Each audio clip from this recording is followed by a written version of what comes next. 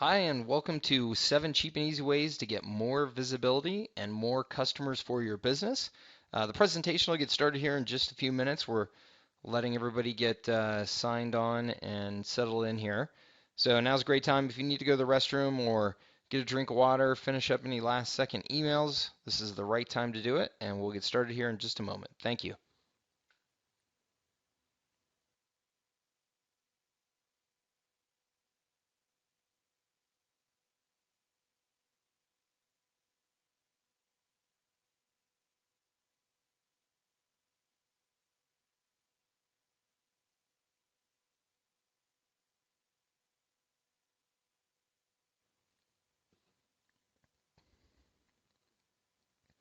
Hi, welcome again to 7 cheap and easy ways to get more visibility and more customers for your business. If that's the presentation you were looking for, you're in the right place. And we've still got a number of people joining in here, so I'm going to give them just one more minute and then we'll get started.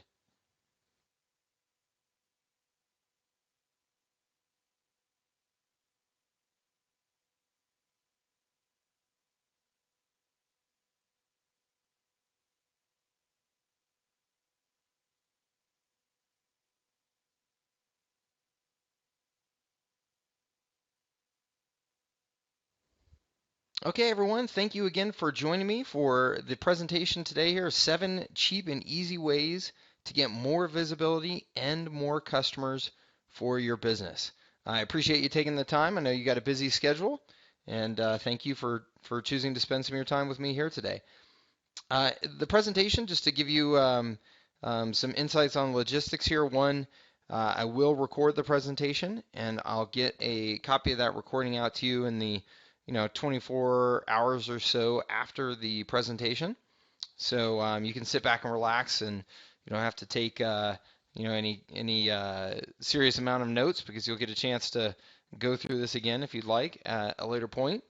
Um, Also, I will take questions at the end of the presentation. So if you have any questions, please go ahead and chat them in to the box that you see below this presentation. You can just type in your questions there and submit them to me, and I will answer as many as I can at the end of the presentation here. And finally, I won't take any questions actually during the presentation, just so you know, just to make sure we get through the whole presentation and everything stays on track. But I will answer them at the end. Okay? So let's go ahead and get going here with 7 cheap and easy ways to get more visibility and more customers for your business.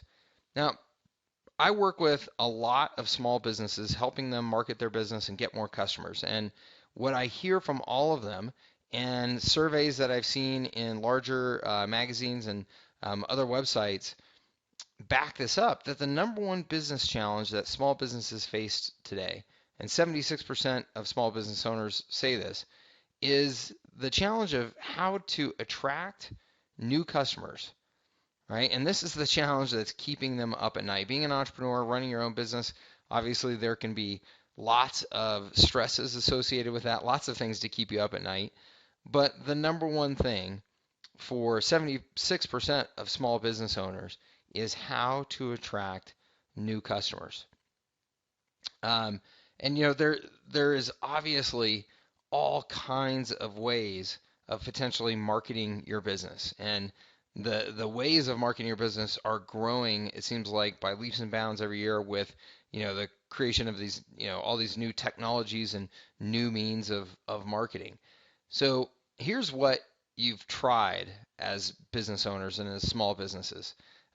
This is from a Bank of America small business owner report that was published in emarketer.com.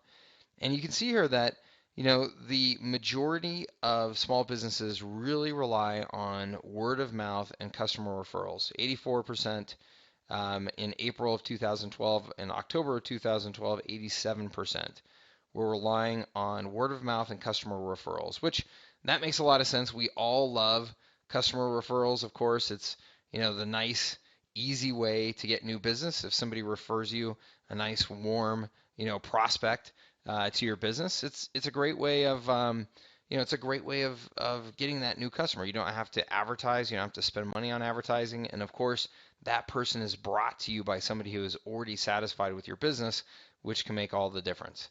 Number two here, But a huge drop off from number one is networking with other small business owners. And I imagine a lot of you have been a part of formal networking groups like BNI, or maybe you've gone and worked on your speaking skills at Toastmasters. And just about everybody is probably involved in some sort of chamber of commerce in some way or another. So, there's networking events like this. There's industry trade shows where we tend to get together and network with other small business owners as well. But you can see there, that's a good 20-point drop off and maybe closer to 30-point drop off in October from word of mouth and customer referrals to that networking activity. And then falling another 10 points or so below that is advertising, actually doing any sort of paid advertising. And then a good another drop to direct mail or email. And then finally, you can see their social media. So business owners and small businesses are trying a variety of things. You can see though it's heavily weighted towards just that word of mouth and customer referral, and that is absolutely the case. I find in most of the business owners that I work with is that for the most of them they have what I call a very passive approach to marketing, in that they are largely just hoping that referrals come to them. That's been a source of business for them over time, and it's something that they use to get their business off the ground pretty successfully, and then they just kind of stuck with that and didn't really invest in any new means of acquiring new customers. Those that have, I tend to see that it's a very I would call it inconsistent approach. They'll do some advertising, but maybe they'll advertise just once a quarter, or once every 6 months. They'll try a direct mail campaign, things like that, that are not really consistent, or sometimes really effectively planned over time. So we're trying all kinds of things, but is it paying off for you? Is it paying off for the small businesses around the country? And I ask my clients when I'm working with, do you have a consistent flow of new prospects or customers? Because that really is the lifeblood of a business, right? It's not just the occasional new customer. It's not just the passive kind of hoping that you get more referrals this month, but it's that ability to drive a consistent flow of new prospects or customers. And consistent really is the key word there, right? Because we all have high points and low points in our business, and we all have those months where it seems like everything is really rolling, and we get some good new customers and some new opportunities come our way.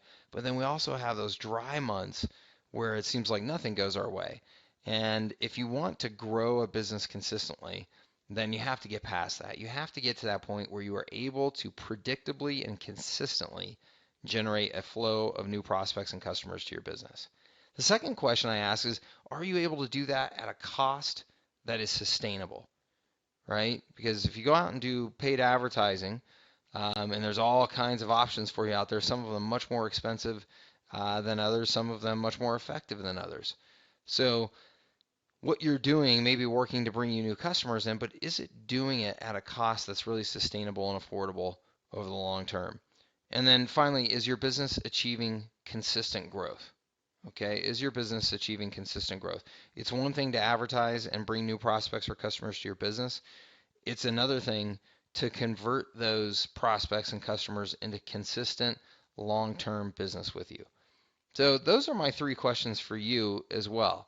If you can put a yes next to all 3 of those, then congratulations. I think that you're in a pretty special and rare crowd. But the far majority of you, I'm sure, probably feel like you can't put a check next to any of these, or maybe one of them. That's my experience in working with many business owners here over time. So what I'm going to share with you is, again, these 7 marketing strategies and tactics that you can apply to your business that are both cheap and effective. Now, cheap, there's various investments required, and depending on the nature of your business, some of those investments are going to be greater than others. However, when it comes to the cost of the marketing tactics that I'm going to share with you today versus some of the traditional marketing tactics that you may be familiar with of running, print ads in newspapers or yellow pages or running radio ads and things like that, these are definitely all much, much, much more affordable. Okay? So, tactic number one is to create videos. Okay? Videos online have become just an absolute sensation over the last 10 years or so. And you can see in this chart here, this is the growth in traffic of YouTube as compared to some of the other big sites that you may be familiar with: Amazon, MySpace, Wikipedia, Craigslist. Those are all major, major sites. But look at the huge, steep climb in traffic that YouTube shows there over time. It really is amazing. It's the third most visited site on the internet behind Facebook and Google, and it continues to grow very quickly. Um, so video, you take this traffic and you combine it with the fact that video is now easier than ever to create, given that most of us on our phones now have really incredible video cameras, and you can go and buy a regular video camera for just a few $100s now. That's excellent. Videos really are easy to create, and they can be used by every single business out there. So the other major factor here, of course, is that consumers are watching videos like crazy. 75% of US internet browsers watch online videos now. And again, that number continues to grow pretty darn quickly. So it really is a great way of engaging your prospects and customers online. And again, I've seen every type of business be able to take advantage of video. So let's talk about what video can do for your business. One, having a good professional looking video out there, it gives you instant credibility with buyers. People love video, so the fact that you have them, that you're engaging them with video, gives you excellent credibility. Branding. Okay? Videos are a great way to get your brand across and to communicate with your customers on a level that, having just text on your web page just really can't do. There's something, about the visual effect of video, the audio, the emotion that can be portrayed in the communication, the stories that can be told, that can really ignite your brand and take it to a new level. Again, beyond that just text on a web page can do. Search engine love. Probably most of you know, but some of you may not, that Google owns YouTube. Google bought YouTube for over $1 billion some years ago now, and Google absolutely loves YouTube. They obviously bought YouTube because they understood this massive trend that was going on in video creation and consumption. And they have all kinds of stats out there that prove that people tend to engage much more with video content than they do with text content on web pages. So Google loves to rank videos highly in the search engines. Okay, so by creating a video, you have an opportunity to get yourself ranked high in the search engines, above and beyond what most businesses are doing with just normal text-based websites. Okay, customer engagement. So I just mentioned that. Again, Google has all these statistics on the fact that people are more engaged with videos. And the more engagement, the more opportunity you have to turn those visitors into actual prospects and customers. Okay, and then action. Viewers are 85% more likely to purchase after watching a video. That comes from excellent marketing software firm called HubSpot. And that is amazing, right? That video has that much impact that they're 85% more likely to purchase after watching a video. And I think that speaks a lot to the power of demonstration, right? The power of being able to see your products or your services or your people in action on a video, or to hear and see the story of your brand, can be very, very compelling. Okay, so let's talk about some best practices here quickly around using video at your business. Again, I think that really any type of business can use video. I've seen it used, of course, in companies like you see here on the screen here. This is a company that's demonstrating its kind of high-tech clothing. They make these clothes that have all of these pockets inside of them that you can store all your gadgets and your gear, and other people can't really notice because the jacket still, lays down nicely when you're wearing it. But great for travelers, great for kind of adventurous people or just gadgety people that want to be able to take all their stuff with them. So that's it's demonstrating its product, it's demonstrating its clothes in all of the pockets, right? But so you see video being used for products like this. See videos being used at every type of service business, from lawn care to hair salons to massage parlors. You'll see video used at chiropractors and dentists and doctors, lawyers. So really just about every business imaginable. And the best videos have a few things that they do really well. One, they keep the videos short and helpful. I think that the average video on YouTube, or at least the average amount of a video that's watched on YouTube, is just about 3 minutes long. So really anything longer than that, and you really risk losing the visitor and their short attention span, right? So you want to keep your videos just kind of short and punchy and to the point and helpful, right? You want people to feel like, hey, I got something valuable out of that, or entertaining, I should say, okay? Helpful or entertaining, and ideally a combination of the two. Then you want to optimize those videos for search engines, okay? And what I mean by optimize it is that when you load a video up into YouTube, let's say, and there's obviously all kinds of places that you could put that video, but let's stick with YouTube here. You're allowed to put in a description and tags and location that the video was made and time that the video was made, all those kinds of things that tell Google what this video is all about and who would be most appropriate to see this video. And by doing that, you make it easy for Google to then rank your video high in the search engines, okay? And then finally, raw is fine, okay? And what I mean by raw is videos don't have to be really professional. You don't have to spend a lot of money going out and getting fancy lighting systems and $10,000 cameras and things like that. And you don't even really have to, you know, overthink the planning of what you're going to say or do in the video. The beautiful thing about creating these videos so quickly and easily now is it gives you the opportunity to be pretty informal and casual in the videos and to demonstrate that you're just a normal person, looking to communicate and engage with your prospects and customers. And people really appreciate that. People really respond to videos that just seem like they were created just by, you and me, just by normal people getting out our camera and just speaking to it or demonstrating something in front of it. It doesn't have to be Hollywood quality. Okay? So take advantage of video.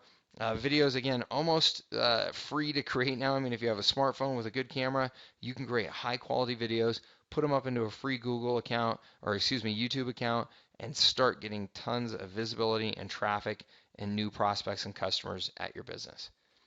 All right. Tactic number 2 here is what's called Every Door Direct Mail, or EDDM. Many of you, I'm sure, have not heard of Every Door Direct Mail, but it's a service that was rolled out by the U.S. Postal Service, I don't know, a handful of years ago now, that makes it very, very easy and inexpensive to blanket a given area with direct mail pieces. Okay? So, normally if you were going to direct mail a neighborhood in a town, let's say, you would have to go out and buy a list of people who lived in that neighborhood. Then you would have to have let's say you were sending postcards, you'd have to have your postcards printed up, you'd have to put stamps on them and mail them out to those addresses that you bought, okay? With Every Door Direct Mail, it makes it so much easier to do this. All you have to do is pick the neighborhood or neighborhoods that you want to send your direct mail to. You then have the postcards printed up, but get this, you don't have to put any stamp on it.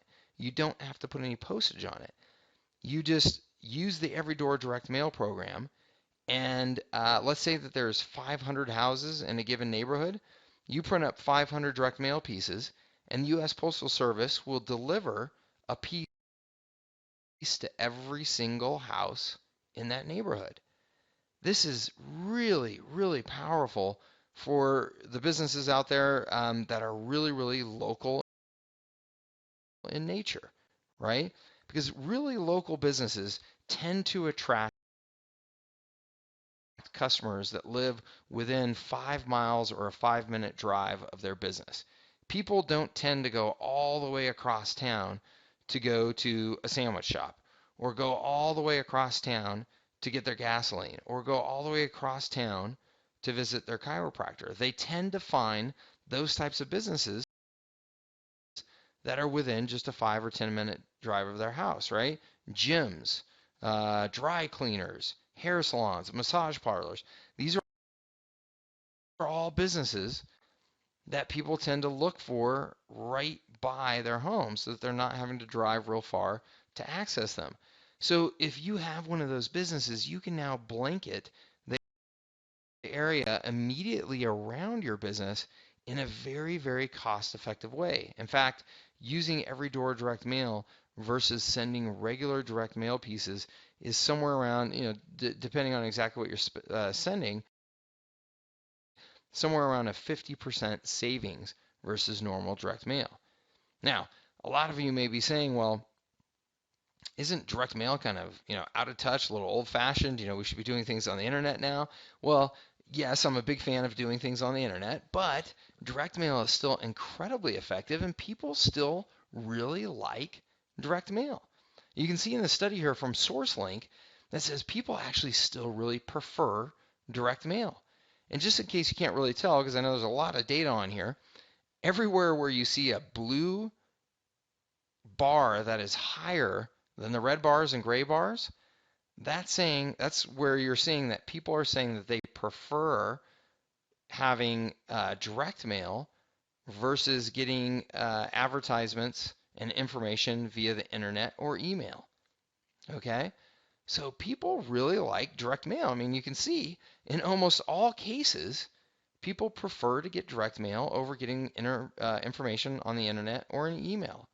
So direct mail is still really, really powerful. People still really enjoy getting direct mail. And using this Every Door direct mail program, it's very cost effective and it allows you to stand out. Because the reality is, with so much going on in internet marketing and advertising, a lot of businesses have pulled away from direct mail. So now you have the ability to put a piece in their mailbox and really have that piece stand out because it's not fighting for attention with as much junk mail as it used to. Okay? So, great thing about direct mail, again, if you're targeting businesses just in your local area for your very local business, it can be very relevant, very cost effective, and again can stand out. You can see here 53% of 18 to 24-year-olds visited a website after receiving a direct mail piece. So this is a great way of driving people to your website if that's your preferred way of selling. Cost effective, again, using this Every Door direct mail program, you can mail to just one neighborhood, you can mail to 10 neighborhoods. So you can easily get campaigns out the door for handfuls of hundreds of dollars, or a couple of $1,000s for a really nice size mailing. And again, stands out. You can make a nice professional impression by having a really nice design piece that goes into their mailbox. So let me share with you some best practices for Every Door direct mail. One, plan ahead and create a mailing calendar. Okay, there are advantageous times for you to market your business throughout the year. And depending on your business, it could be different times of year, right? A real estate agent, maybe, people buy and sell homes primarily in the spring and summer. And so you want to, make sure that your mailing is really cranked up leading up into those time periods. If you're a retailer, such as a clothing store or a toy store, well, maybe, your big year is around the holidays. And so you would want to make sure that you plan your marketing pieces to go out around that time period. So having a calendar where you identify the most important times to market and then work backwards from there a little bit to make sure that you have the plan in place to get all of your materials ready in time to be sent out. Split test various formats, copy, images. What I mean by that is, instead of just sending, 2,000 of the exact same piece, you might want to design two different types of pieces and send 1,000 of each and see if one will outperform the other by a pretty wide margin. And typically that's what you see. If you take, one piece and design something totally different in another piece to do as a test, you will find that one dramatically outperforms the other. So now you will have learned, okay, I want to head more in the direction of this type of marketing going forward. But split testing is something that professional marketers do all the time to constantly improve their marketing and learn what is working best. Personalizing with a handwritten message is always really nice. It makes it seem really personal and makes it seem very local if you can put a handwritten message on that piece. And then write really good copy. Okay, study some of the really good direct mail pieces that come to your home from some other big brands out there that do lots of advertising. Insurance companies, financial companies, credit card companies.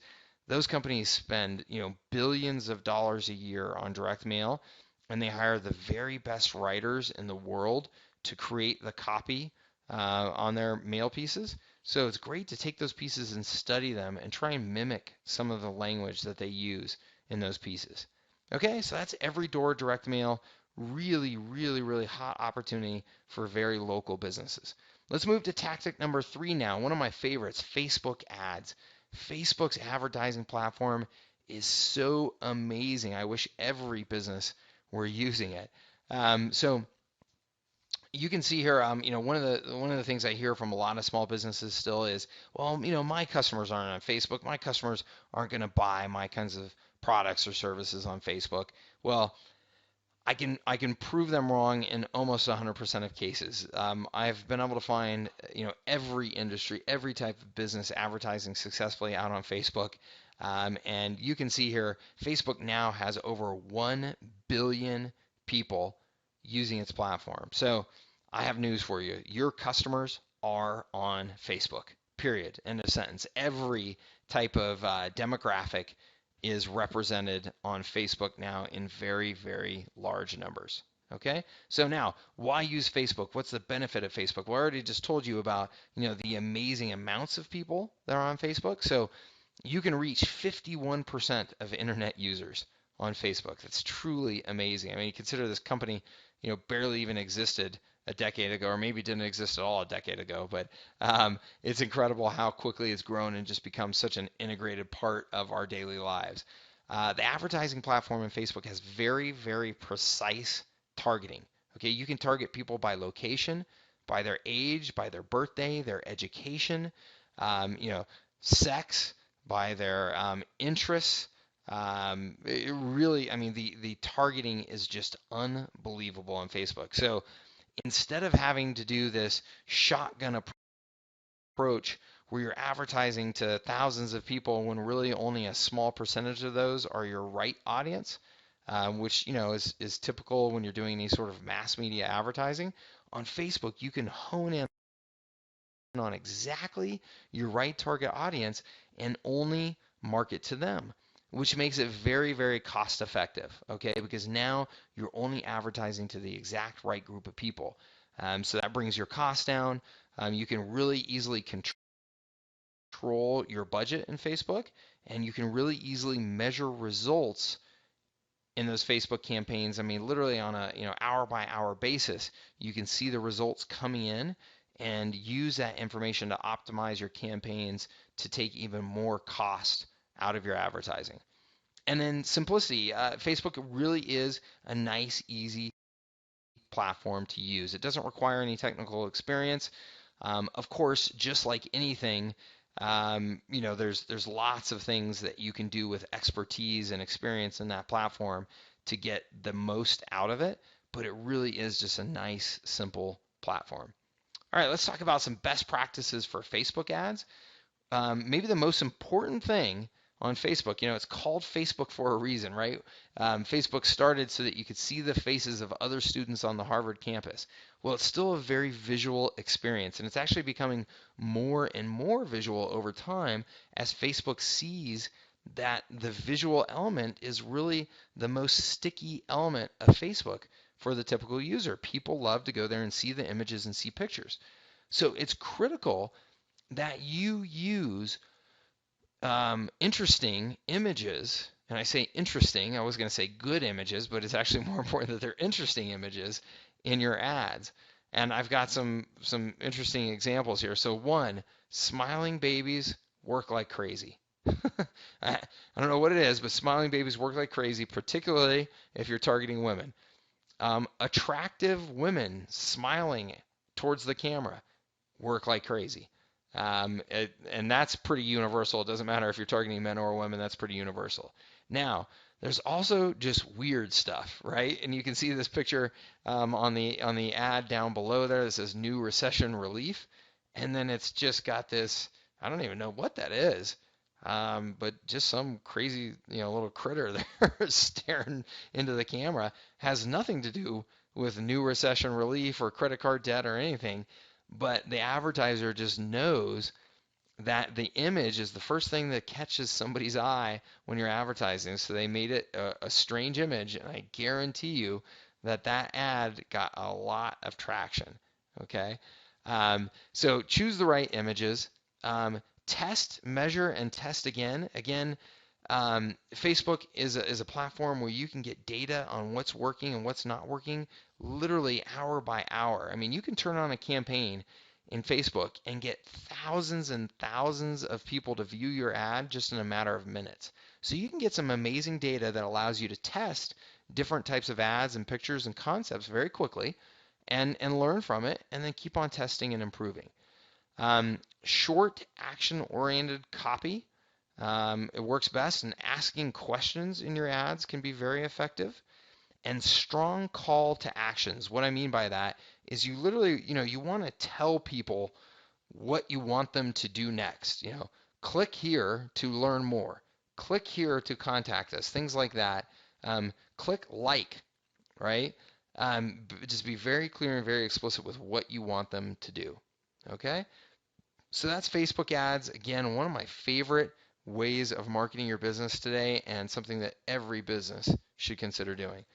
All right, tactic number 4 is mobile search ads. Mobile search ads. So what do I mean by a mobile search ad? I mean when you are using, if you have a smartphone, an iPhone or one of the other, Android phones, if you are on that phone and you are either browsing the internet on that phone or you're using some sort of application on that phone, you will oftentimes see ads presented to you. Well, those are mobile ads. Now, I'm specifically referring to mobile search ads where you actually go into like the Google search engine on your phone and do a search. Those ads that you see are mobile search ads. And you may think, well, why do I need to do that? Well, look at the statistics here. In local searches, so people making searches in their local market, mobile is just absolutely exploding. Okay, and it's expected that here in just the next couple of years, mobile is actually going to take over and surpass desktop local searches. So searches that are being made from computers. Okay, and if you're like me, this just makes a ton of sense, right? I have my smartphone with me all the time. And when I'm out and about, going around town, I may be looking for a restaurant or I may be looking for the nearest gas station or whatever it is. I take out my phone and I get on Google, I get on Google Maps, I get on Yelp, right? Sites like that and do some searches to try and find what I'm looking for. Well, that's a really, really opportune time to have your ad show up to market your business and help that person find what they're looking for. Okay, so it's a very, very effective form of advertising that is just getting amazing results and amazing numbers for businesses that are taking advantage of it. And people are becoming more expectant that you will have a mobile friendly website that they can find information about your business and contact you using a good mobile site on their phone. Okay, so 67% of consumers now say that a mobile-friendly site makes me more likely to buy a product or use a service. 61% say if I don't see what I'm looking for right away on a mobile site, I'll quickly move on to another site. So it's really important that you are considering the mobile consumer and how you reach them.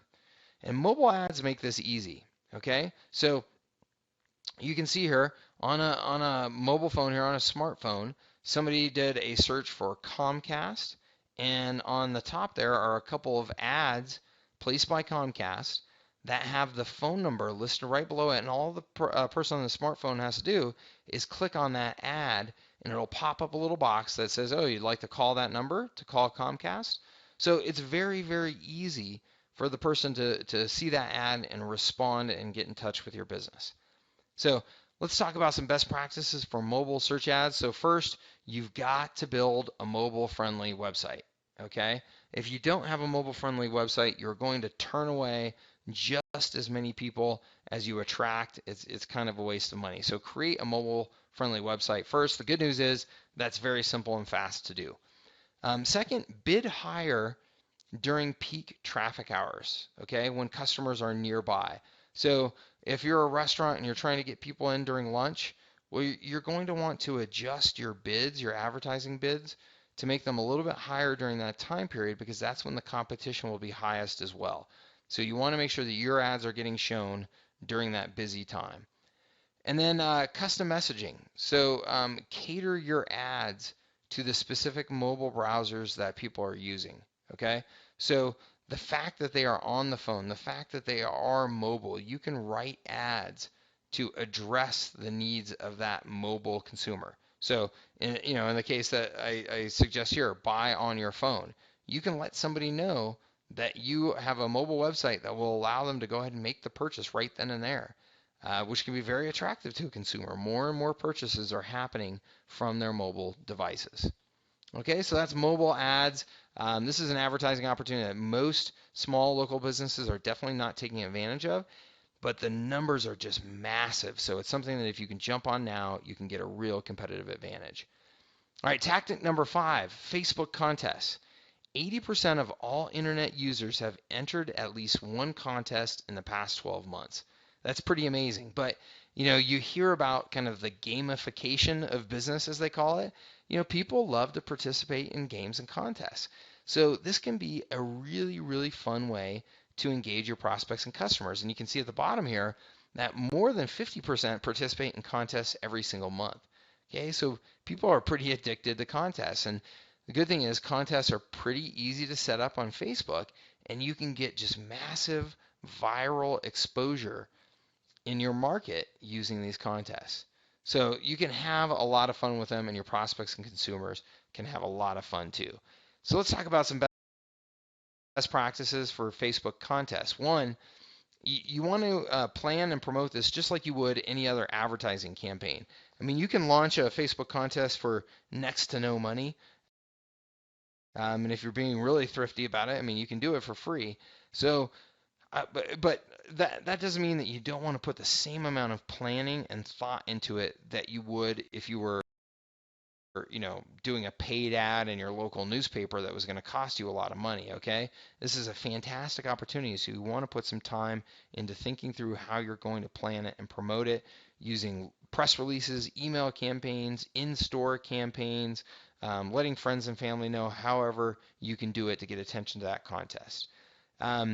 Mix and match types. So there's a variety of types of contests that you can have out there that are very effective. You can have your prospects and customers or users of your Facebook page to submit photos or videos or add captions to photos. You could do quizzes and trivia contests and games and things like that. So there's a lot of variety out there, and if you're going to do these on a regular basis, mix them up so that the users experience something new and it really kind of keeps their attention. And then keep it simple and offer a prize. Okay, a prize will really get people excited about a contest. It's amazing what you can get people to do for a pretty darn expensive prize. In this case, it's a 32 gig iPad 2. That's a pretty cool prize. And they're not horribly expensive, but $600 roughly to get one of those. But man, I tell you what, just giving away coupons, just giving away free T-shirts, things like that. It's amazing what people will do to just get some freebies. So come up with some good creative prizes that you can offer in your Facebook contest. All right. Tactic number 6, daily deals. One of my favorites. I'm sure everybody has heard of Groupon and Living Social. These companies that literally just exploded onto the scene, right? I mean, it was just a handful of years ago that Groupon didn't even exist, and then it seemed like overnight they grew to $1 billion in revenue. And in fact, they were the fastest company in history to go from zero to $1 billion in revenue. Just absolutely amazing. And consumers love daily deals, right? We love a deal. So spending on daily deals is reaching 3.9 billion by 2015. It's a huge number, and it's just gone, so fast. So with Groupon, Living Social, they have these massive lists of consumers in your market. So by tapping into these sites, you can really drive a lot of exposure for your business and a lot of sales for your business. Now, I'm sure a lot of you have probably heard a lot of negative things about using daily deals. Like you attract bad customers and it's not profitable, you waste your money. Well, I'm telling you that in almost all cases where people have had a bad experience, it's just because they're not familiar with some of the overall strategies to help make daily deals effective and profitable at your business.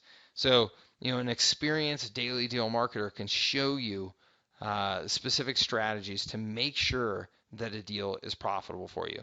Also, I have to say that these sites have come a long way since they first came out into the marketplace and got a ton of buzz. They've put a lot more features into their platform to make it easier for you to control some of the dynamics and financials of the deal that you create. So these are just amazing vehicles to get massive exposure for your business. So let's talk about some best practices for daily deals. One, as I was just mentioning, just do your deal on do your homework on how to structure your deal for maximum profits. You've got to get the pricing right. You should have a good follow-up process to continue to market to those customers once they come in and visit your business. And look for that lifetime value of the customer. So there's a handful of things that you can do there to make sure that you're making these deals very profitable. Deliver the goods. Ensure your business is ready for the surge of new customers. A lot of the negative things that you heard about daily deals was these businesses that literally just got overrun by the number of people who took advantage of the deal and then came to the business. It had, in a lot of cases, a devastating impact on these young new businesses that didn't know how to handle just that massive volume of new customers. So you've got to make sure you're ready to really deliver.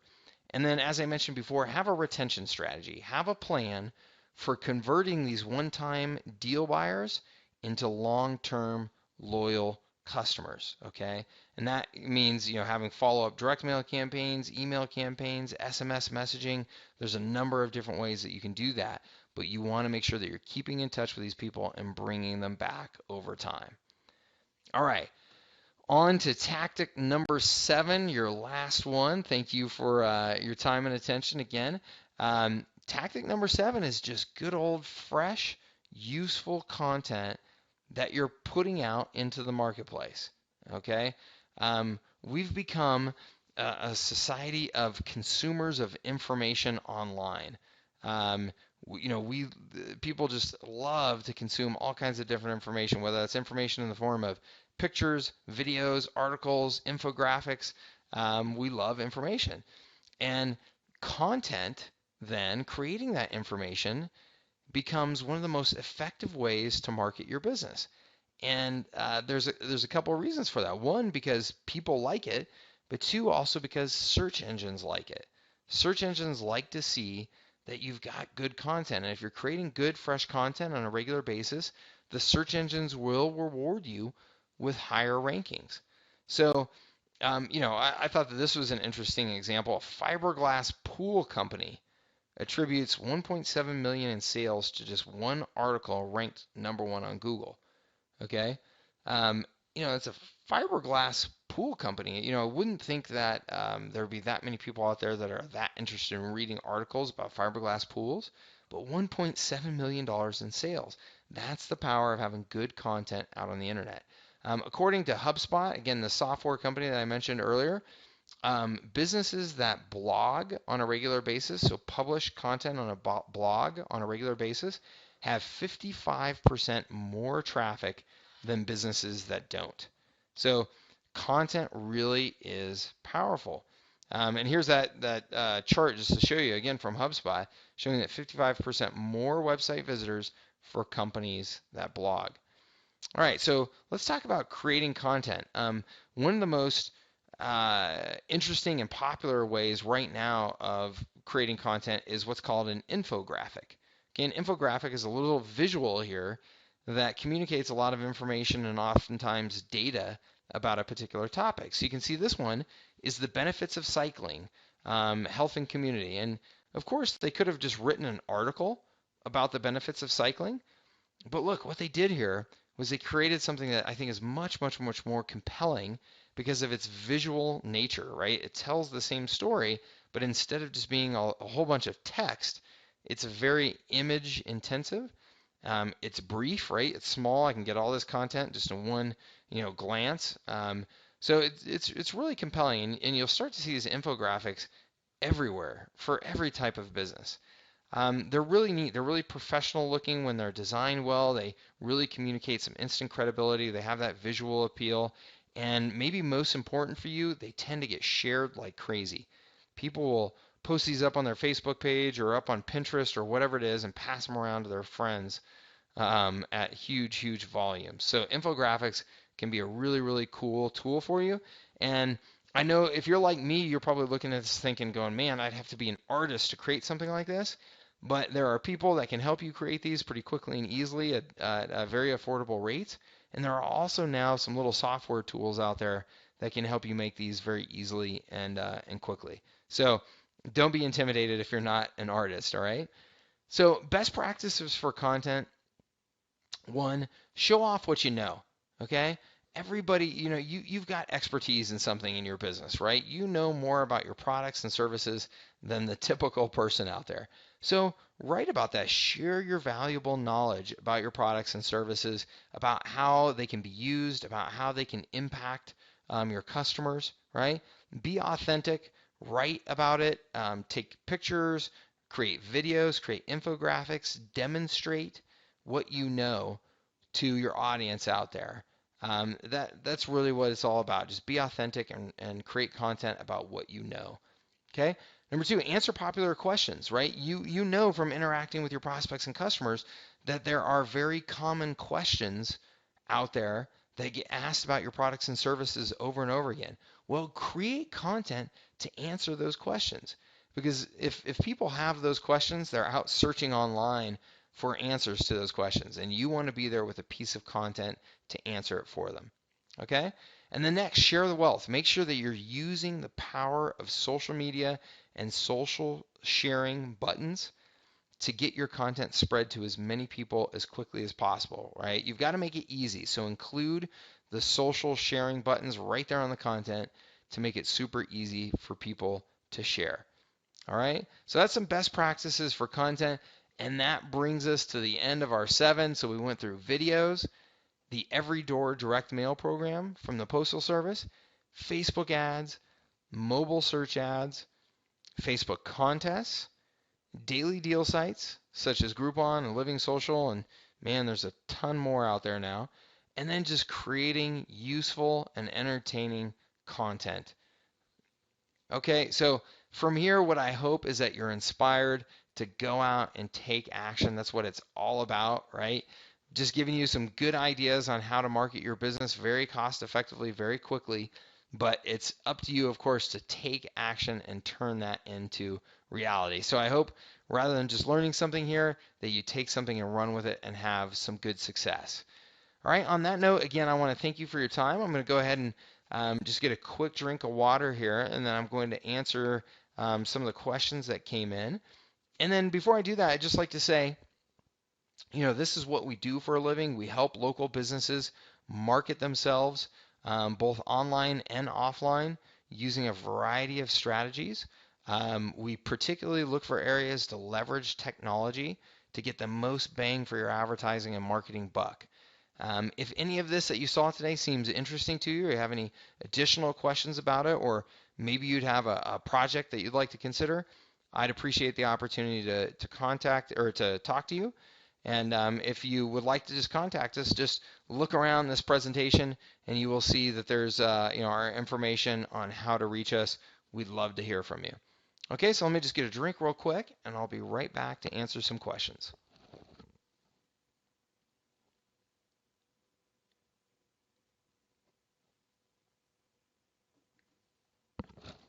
Okay, I'm back. Thank you. Let's see here. So, first question comes in from Tom. He says that they tried Facebook advertising in the past for their restaurant and felt like that they were spending way too much money for the volume of new customers that they got in, and wondered if I had any insights on that. Um, yeah, so with any form of advertising, but particularly paid advertising, where you're actually spending money out of your pocket to try and get, something to happen, to get, more buyers to come into your business. It's really important, obviously, that you're able to measure an ROI, a return on investment, so that you know if what you're doing is paying off or not. So first, Tom, I'd say that, if I were to go back and kind of redo these campaigns with you, one of the first things I do is I make sure that we have all of the data, tracking and analytics set up properly to make sure that we really know what's happening with these ads and what the effectiveness is of these ads. And there's a variety of ways to measure that. You can, measure the traffic as it happens on the web. How many more people are making it to your website? What are they doing once they reach that website? And we can do techniques like putting a call tracking number in place to see, if people who see this ad are calling a particular number to reach you, then we'll know that they came from that campaign. So we can have them fill out a form to get a coupon. We can do a variety of things like that where we can easily measure the fact that, okay, somebody came from that campaign and took action. So in your campaigns, you may not have been doing something that concrete. That's what I see at most businesses. They make the big mistake of just kind of generally advertising their brand, just saying, hey, here's our restaurant. We hope you come by, versus having a specific measurable call to action. So those are things that I would start with. The other thing is, with Facebook, you can reach, millions of people very quickly. Even if you're just a small local business, you can reach tens of thousands of people very quickly. Well, that's good, but it can also, have some downsides, right? If you reach that many people that fast, you can very quickly go through your budget. And if you're not careful about targeting and optimizing as effectively as you can in Facebook, you can waste a good amount of money, right? You can spend that advertising on people who are not really good prospects. So, that's really critical, and that's something I would definitely work on with you is how have you targeted the exact right audience, and how are you optimizing that campaign as it progresses to make sure that you are cutting as much cost out of it as possible. But I would encourage you, Tom, don't give up on Facebook ads because Facebook advertising is incredibly effective for restaurants. So let's see here. We have Sharon, and Sharon has a law firm, and Sharon says that we've used direct mail in the past, but more expensive envelope mail and FedEx style mail versus the Everydoor direct mail program that I was referring to. And she was wondering if Everydoor direct mail would apply for her law firm. Yeah, Sharon, so I think it just depends on the specifics of what kind of legal practice you have as to whether or not it would be very effective for you. So, if you're doing any sort of local kind of consumer law, then I think that it would be very effective for you. So, you know, injury attorneys, malpractice attorneys, things like that. Even things like, DUI attorneys, things like that. Those are mostly very local types of legal practices. So in that case, yeah, you definitely could do direct mail to a given area. Even actually, if you specialize, let's say you did like real estate law or something like that. The nice thing is, again, with this Everydoor direct mail, you can target very specific neighborhoods. So maybe you were going after like owners of high-end homes and you wanted them to be aware of your legal services, you could target just those high-end homes in a given area. So yeah, I mean, I'd have to know more about your legal practice, but direct mail is just so darn effective for almost every type of business that I would be pretty surprised if it wasn't something that would work for you. Okay, I'm going to do one more question here. Bob asks, what are the key factors to getting more traffic to your YouTube videos? That's a great question. So, getting more traffic to your videos is about a number of things. Okay, so one, it's about creating a good video, right? Creating a video that people actually want to watch and want to share, ideally, with other people. That's a huge factor. I mean, if you can get people sharing your video with others for essentially no cost, right, then that's a fantastic way of getting more visibility and traffic. But a big part of it that just most people don't know, if you're not an online marketing professional, you usually don't have any reason to know, but the optimization of the video itself and the optimization of the description of the video, the title of the video, the tags of the video, when you put it into YouTube, all of those things make a really, really big difference as to how YouTube and Google perceive that video and how much traffic they send to it. So a large, large factor here is how you optimize that video, what keywords you use, what description you write up, all those types of things make a really big difference in getting that video ranked.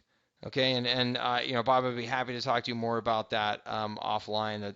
It's a relatively big topic, but I'd be happy to talk to you about that. And in fact, I'd be happy to talk to any of you. Certainly, like I said, if you need any help or you have any additional questions or you have any projects that you're considering, I'd love to hear from you. No pressure, no hard sales pitch or anything like that. But if it makes sense for us to be able to help you or be able to work together, we'd be really thrilled about that. So if you do have any additional questions or you'd like to reach out, our contact information is right here around this presentation. And I look forward to hearing from you.